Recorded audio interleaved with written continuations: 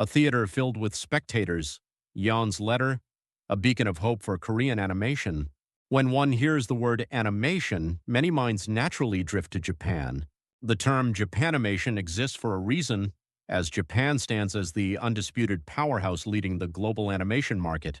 In recent years, the theatrical version of Demon Slayer once again proved this dominance by conquering not only the Japanese box office, but also those in Korea and the United States. Its spectacular and dynamic artistry, profound world building, and storytelling that captivates all generations are clear evidence of the high peak Japanese animation has reached, often feeling like a colossal mountain for others to climb.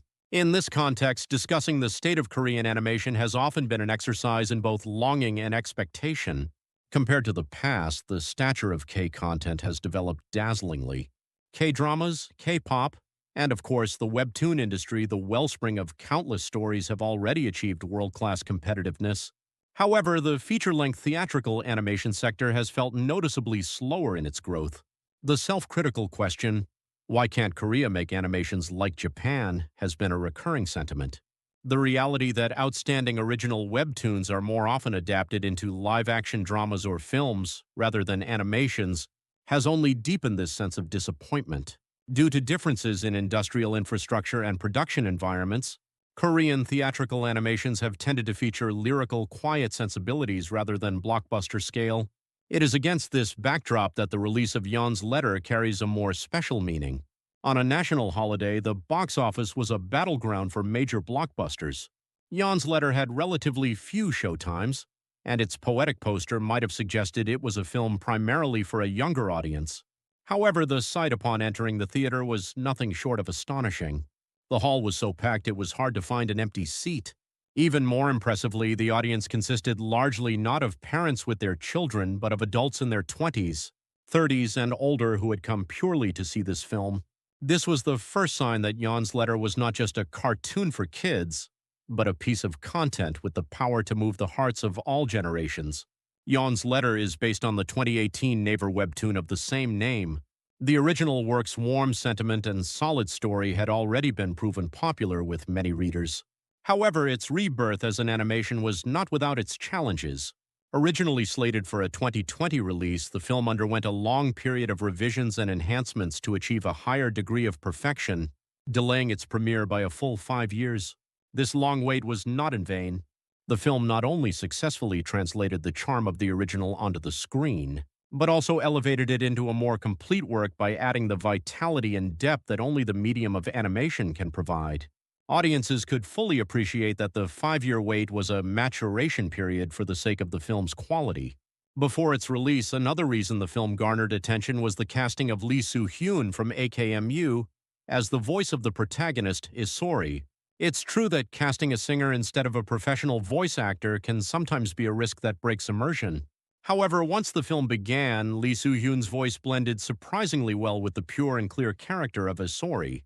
Her unique, clean tone delicately expressed Isori's inner world. Of course, her performance during moments of emotional outburst or dramatic tension felt somewhat flatter compared to that of a seasoned professional. But overall, she naturally melded into the character, playing a significant role in creating the film's warm atmosphere.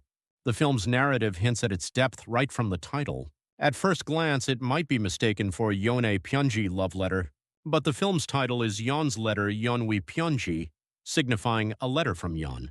The story begins with a past wound. The protagonist, Isori, carries the painful memory of being ostracized in elementary school after standing up for a bullied friend. Traumatized, she has closed her heart and fears adapting to new environments. At her new school, she discovers a mysterious letter in the drawer of an old desk. The letter, from someone introducing themselves as Yeon, presents a mission to find other letters hidden throughout the school. Isori begins this treasure hunt, and in the process she meets a new friend, Park Dong-sun. Together they follow the clues in the letters, building a friendship as Isori gradually opens her closed heart and adjusts to school life. The unfolding identity of Yeon and their relationship with Park Dong-sun serve as the core elements that add warmth, emotion, and intrigue to the story. The greatest virtue of Yeon's letter lies in the harmony between its solid narrative and emotional direction. Building on the storytelling power of the webtoon original, the animation effectively uses audio-visual elements to enrich it. The process of exploring the school spaces by following the letters provides an immersive experience, like watching a well-made mystery film. And the unexpected connection between Isori and Yeon, revealed when all the letters are finally found, creates a quiet but profound ripple of emotion for the audience. This twist is more than just a surprise. It makes one reflect on the invisible threads that connect people and the preciousness of fate. The film's overall tone, manner, and OST further beautify the fabric of the story. The animation, drawn with a soft and warm color palette, delicately follows the characters' emotional lines, while the lyrical music that plays at just the right moments soothes the audience's hearts. Towards the end of the film, the quiet sound of sniffling could be heard throughout the theater, a testament to the film's power to deeply touch the viewer's emotions.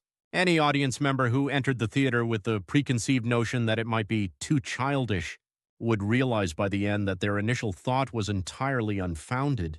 In conclusion, Jan's Letter is a masterpiece that presents another promising direction for Korean animation.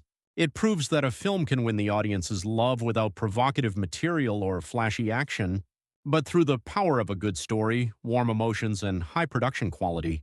The scene of a theater filled with adult viewers, contrary to expectations of it being empty, was more than enough to inspire hope for the future of Korean animation. It is my sincere wish that the meaningful success of Jan's Letter does not end as a one-time event, but becomes fertile ground for the birth of more well-made Korean animations across various subjects and genres in the future.